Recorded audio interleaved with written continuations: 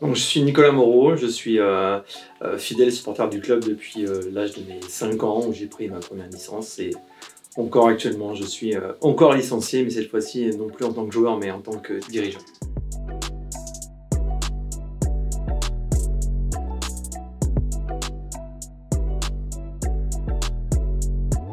On va revenir sur la Coupe de France 2004, sur cette épopée. Est-ce que tu l'as suivi? Comment tu l'as suivi? Est-ce que tu venais au stade?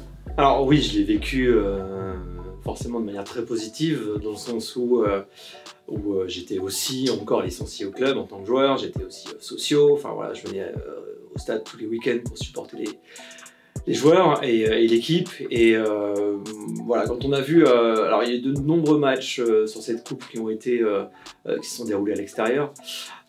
Et malgré ces tours à l'extérieur, on a vu qu'on avait quand même des résultats qui étaient intéressants. Et ce fameux tour, notamment à Monaco, reste, je pense, le petit déclencheur qui fait que là, tu te dis, on peut, je pense, arriver au bout. Enfin, arriver au moins en finale et faire quelque chose de très grand et d'historique pour le club. Voilà. Et donc toi, tu étais au match contre Dijon, j'imagine, la demi-finale? Ouais, oui, voilà. Ça, c'était le marqueur, puisque le stade était plein. On marque très tôt avec Sébastien, et ce qui fait que ça a lancé un petit peu, on va dire, le public berrichon qui met toujours un petit peu de temps à se déverrouiller, on va dire. Et donc là, ça a été une ambiance de folie d'entrée et tout le long du match, parce qu'au final, on a mené ensuite et on a réussi à se qualifier facilement. C'était la première fois que tu voyais Gaston Petit plein. Et si oui, est-ce que ça a procuré chez toi une émotion particulière? Alors plein non, dans le sens où j'ai eu la chance de voir Gaston Petit se transformer, c'est-à-dire qu'avec la montée en Ligue 1 en 97-98, forcément on a assisté à des affiches qui étaient exceptionnelles. Donc le stade a été plein lorsqu'on a eu la réception de Paris, Bordeaux, Marseille, etc., de grands clubs. Donc c'était pas voilà, mais en revanche pour ce type de compétition là, ouais, c'était la première fois que je voyais cet engouement et je veux dire l'engouement, on peut comparer ça un peu à ce qui s'est passé nous le mois dernier avec l'équipe de France là, où c'était tout le pays qui était concerné. Là en revanche c'était uniquement plus local, mais on avait les boutiques, les magasins au centre-ville qui étaient aux couleurs du club, donc on sentait un engouement assez particulier, assez fort, et quelque chose qu'on n'a jamais connu auparavant, même sur une année traditionnelle de Ligue 1. Là, c'était l'événement à ne pas rater. Voilà. Et plutôt concernant la finale, maintenant, alors j'imagine que tu as été du déplacement, comment ça s'est passé? Est-ce que tu as une anecdote particulière à nous raconter par rapport à cette finale? Alors l'anecdote particulière, alors déjà ça a été assez compliqué pour certains pour pouvoir se rendre au stade. Je sais que certains ont dû y aller en bus, voilà, il y a eu quelques soucis de transport et tout ça. Moi j'ai eu la chance de pouvoir y aller via le train, avec un train spécialement affrété. Voilà, j'ai ce souvenir d'avoir eu ces fameux maillots bleus et rouges avec écrit 12e homme ou la Berry c'est ma chérie. Et voilà, ça c'est de voir déjà toute la gare entière envahie par ces maillots, par ce public. C'est quelque chose d'assez exceptionnel. Et ensuite sortir de la gare, arriver à Paris et prendre le RER, le métro, etc. Je sais plus exactement le trajet qu'on a pris pour aller au stade, mais voilà, c'était un petit peu les berrichons et compagnards qui arrivaient à la capitale sur ce grand stade magnifique où 6 ans auparavant il y avait eu la finale de Coupe du Monde. Voilà, c'était quelque chose d'un peu irréel. Et puis voilà, arrivé au bord du stade, on allait rencontrer Paris, qui était pour moi le club ami, via notamment Michel Denisot, qui était co-président, enfin président des deux clubs entre guillemets. Voilà, et au final, je pensais que ça allait être un peu une ambiance assez cordiale entre les spectateurs, les supporters berrichons, supporters parisiens.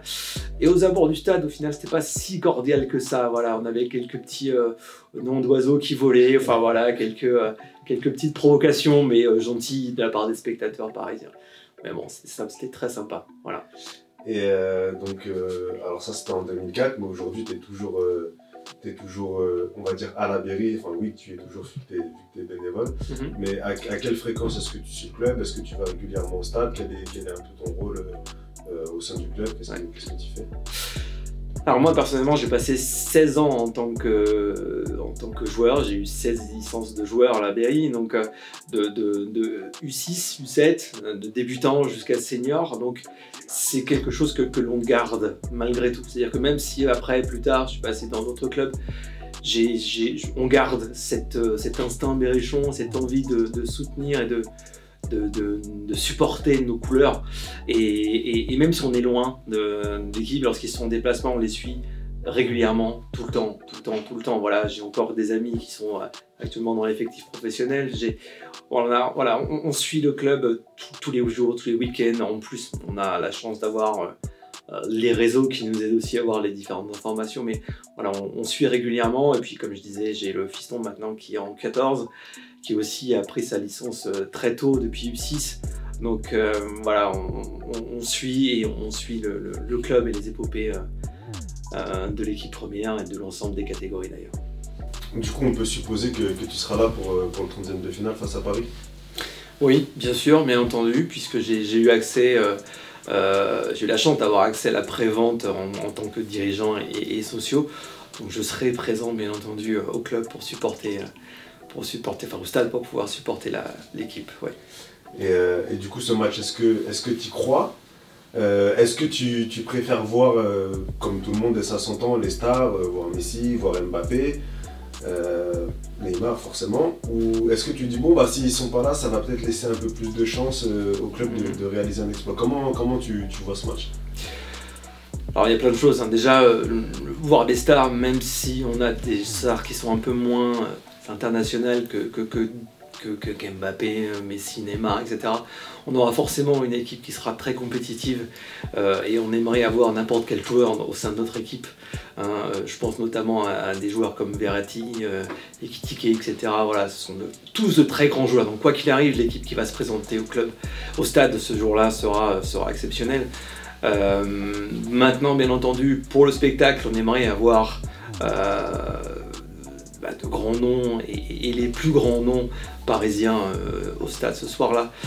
Mais voilà, j'espère que en tout cas les joueurs ne vont pas jouer le match trop tôt dans leur tête, même si il faut jouer le match très tôt dans sa tête pour pouvoir être extrêmement concentré, puisque c'est cette détermination, cette combativité qu'ils auront, cette envie de se surpasser qui va faire que ça peut vite devenir un réel exploit.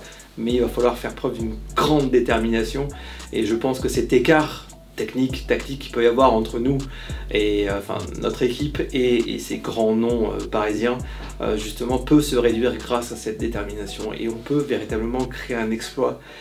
Voilà, mais je pense aussi que les joueurs ont aussi dans leur tête ce match-là qui reste une compétition parallèle à ce championnat qui reste malgré tout l'objectif premier. Voilà, pour tout le monde, je pense.